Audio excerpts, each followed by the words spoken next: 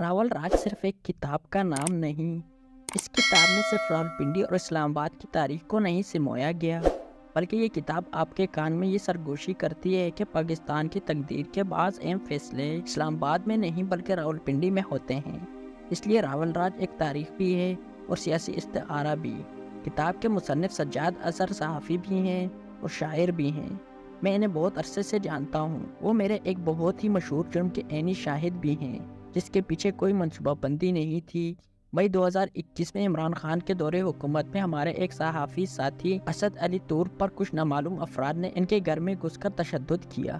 اس واقعے کے خلاف نیشنل پریس کلب اسلام آباد کے باہر صحافیوں نے ایک احتجاجی مظاہرے کا اعلان کیا۔ جمعے کا دن تھا اور میں کچھ بلوچ انجینئرز کا مسئلہ لے کر چیئرمین سینٹ صادق سجرانی کے پاس بیٹھا ہوا تھا۔ ان انجینئرز کو پیپلز پارٹی کے دور میں oil and gas development corporation میں نوکری دی گئی تھی، لیکن تحریک انصاف کی حکومت نے انہیں نوکری سے نکال دیا تھا۔ یہیں پر مجھے افضل بٹ صاحب کا فون آیا۔ انہوں نے بتایا اسد علی طور پر حملے کے خلاف مظاہرہ ہے، آپ نے ضرور آنا ہے۔ میں نے چیئرمین سینٹ سے کہا کہ 15-20 منٹ میں واپس آتا ہوں۔ میں پریس کلب پہنچا، وہ مظاہرین میں شامل ہو گیا۔ تقریباً 20-25 منٹ کے بعد میں خاموشی سے چلتا ہوا اپنی گاڑی میں بیٹھ گیا اور چیئرمین سینٹ میرا انتظار کر رہے تھے۔ ابھی میں گاڑی میں بیٹھا ہی تھا کہ سجاد اظہر بھاگتے ہوئے آئے اور کہا، بٹ صاحب کہہ رہے ہیں تقریر کیے بغیر نہ جائیں۔ سجاد اظہر کی جگہ کوئی اور ہوتا تو میں نہ رکتا۔ میں واپس مظاہرے میں آیا تو آسمہ شیرازی تقریر کر رہی تھی۔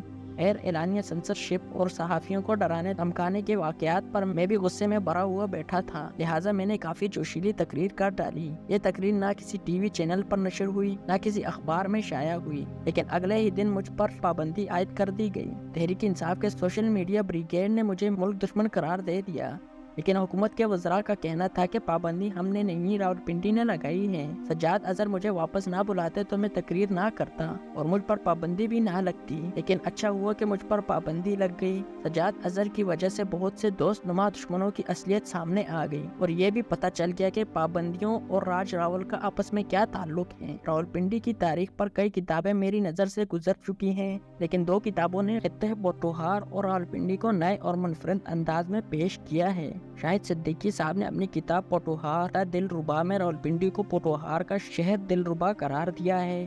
سجاد اظہر نے اپنی کتاب راول راج میں خطہ پوٹوہار کو 5 تہذیبوں کا جنم بھومی قرار دیا ہے۔ پہلی تہذیبوں سواں، دوسری وادی سندھ، تیسری دیدک اور چوتھی کندہارا تہذیب ہے۔ پاکستانی تہذیب 1947 کے بعد شروع ہوتی ہے اور اس تہذیبی سفر کو راول راج میں سمویا گیا ہے۔ یہ سفر کم از کم 25 لاکھ سال پہلے شروع ہوا۔ اگر تقابل کیا جائے تو دریائے سواں کی تہذیب بابل، نینوا، منجو دڑو، ہڑپا، مصر اور یونان کی تہذیب سے زیادہ پرانی ہے۔ دلچسپ حقیقت یہ ہے کہ راولپنڈی میں جہاں آج GHQ واقع ہے، یہاں پہلے فوجی چھاونی ایک ہندو راجہ پاپا راول نے بنائی تھی۔ پاپا راول 712 میں آنند پور میں پیدا ہوا۔ اس کا اصل نام کالا بوش تھا، لیکن راجستھان میں چھوٹے شہزادے کو راول کہا جاتا ہے، اس لیے یہ راول کہلایا۔ پاپا راول نے میواڑ کی حکومت سنبھالنے کے بعد اپنی حکومت کو پھیلانا شروع کیا اور قندھار تک پہنچ گیا۔ قندھار سے واپسی پر اس نے راولپنڈی میں ایک فوجی چھاونی قائم کی جو آج کے GT روڈ پر عین اس جگہ تھی جہاں اب GHQ ہے۔ اسد سلیم شیخ صاحب کی تحقیقی کتاب نگر نگر پنجاب کے مطابق سکندر اعظم یہاں آیا تو راولپنڈی کو عمدہ کہا جاتا تھا۔ محمود غزنوی کے دور میں اسے غزنی پور کا نام دیا گیا۔ مغلیہ دور میں یہ شہر سندھ ساگر کہلایا اور پھر گکھڑ سردار چنڈے خان راول نے اسے راولپنڈی کا نام دیا۔ سجاد اظہر بھی اپنی کتاب میں یہی لکھتے ہیں کہ جنڈا خان کا آبائی گاؤں راول اس مقام پر تھا جہاں آج راول ڈیم ہے۔ راول ڈیم کے پانی میں ڈوبنے والی تاریخ کے آثار اس وقت نظر آتے ہیں جب ڈیم میں پانی کم ہو جاتا ہے۔ جب پاکستان قائم ہوا تو پہلا دارالحکومت کراچی تھا، لیکن بری فوج کا ہیڈ کوارٹر راولپنڈی میں تھا۔ 1958 میں جمہوریت کی بساط لپیٹنے کا فیصلہ اسی شہر میں ہوا اور پھر ایوان صدر کراچی سے راولپنڈی آ گیا۔ اس شہر میں 2 وزیر اعظم ایک ہی جگہ پر شہید ہوئے۔ 1991 میں لیاقت علی خان اور 2007 میں محترمہ بینظیر بھٹو کو راولپنڈی میں شہید کیا گیا، جبکہ اسی شہر میں ذوالفقار علی بھٹو کو پھانسی بھی دی گئی۔ اسلام آباد کو نیا دارالحکومت بنانے کا فیصلہ بھی راولپنڈی میں ہوا اور فوج کے ایک senior officer general Yahya Khan کو کیپٹل ڈیولپمنٹ اتھارٹی کا پہلا سربراہ بنایا گیا۔ انگریزوں نے 1851 میں یہاں باقاعدہ فوجی چھاونی قائم کی۔ انگریز فوجیوں کے لیے یہاں ایک بازار بھی قائم کیا گیا جہاں طوائفوں کو کمرے میں الاٹ کیے گئے۔ یہ بازار حسن وہاں قائم تھا جہاں نرنکاری بازار ہے اور پھر یہ کسائی گلی تک پھیل گیا۔ سجاد اظہر نے اسلام آباد کے ایک گاؤں سیٹ پور کے بارے میں بتایا کہ اس کا قدیم نام رام کنڈ ہے۔ یہاں پر رام جی، سیتا جی، لکشمن جی اور ہنومان جی نے بنواس کے دوران قیام کیا۔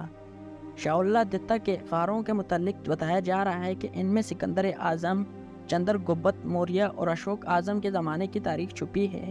آج جہاں اسلام آباد شہر ہے، یہاں شکر پڑیاں سمیت 85 دیہات آباد تھے جہاں لوک ورثہ ہے۔ یہ شکر پڑیاں گاؤں تھا جہاں وزارت خارجہ ہے، یہاں کٹائیاں گاؤں تھا اور آبپارہ مارکیٹ کی جگہ باغ کلاں آباد تھا۔ ایک تاریخ مٹا کر نئی تاریخ بنائی گئی۔ راول راج کے آخر میں منی گالا کی تاریخ بیان کی گئی ہے جہاں عمران خان کے گھر کو سی ڈی اے نے 12 لاکھ جرمانے کے عوض ریگولائز کر دیا۔ منی گالا کے نیچے ایک راول گاؤں تھا جو راول ڈیم میں ڈوب گیا۔ پرانے زمانے میں یہاں انسانوں کی قربانی دی جاتی تھی۔ قدیم سنسکرت میں پنڈی کے معنی انسانوں کی قربان گاہ ہے۔ اس لحاظ سے دیکھیں تو سجاد اظہر نے راول پنڈی کی جو تاریخ تلاش کی ہے، اس کے مطابق ایک شہر کے نام کا مطلب راول کی قربان گاہ ہے۔ اس شہر میں 1947 کے بعد جمہوریت کو 4 دفعہ قربان کرنے کا فیصلہ ہوا، لیکن اس قربانی کا نتیجہ سقوط ڈھاکہ کی صورت میں نکلا۔ امید ہے کہ راول راج بہت جلد عوامی راج میں تبدیل ہو جائے گا اور انسانوں کو قربان کرنے کی روایت بھی ختم ہو جائے گی۔